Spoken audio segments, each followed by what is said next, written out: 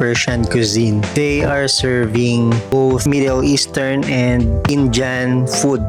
Located siya sa Malingap Street corner, Maginhawa Street. Nasa tapat siya ng dating Bayantel Corporate Center to be exact. Meron silang branches sa Binaloan, San Carlos at Lingayen, Pangasinan. Pero yung sa San Carlos nila ay na-close na, and ito nga yung latest addition nila sa Maginhawa, Quezon City. I think 1 year or more than a year na itong branch nila dito sa QC. We both ordered Zagros. Meron siyang both beef and chicken na may kasamang kamatis. Itong rice na parang pang-Indian. Meron din siyang kasamang garlic and chili sauce. Masarap naman siya lalo kapag nilagyan mo siya ng garlic sauce na parang may mix ng yogurt. Malambot naman yung beef and even yung chicken. Masarap siyang nguyain. Pero comparing doon sa Mr. Kebab na usually nakakainan namin, I can say mas masarap pa rin yung Mr. Kebab. Don't get me wrong, sarap yung offering sila dito. It's just that parang mas authentic yung nasa Mr. Kebab. Order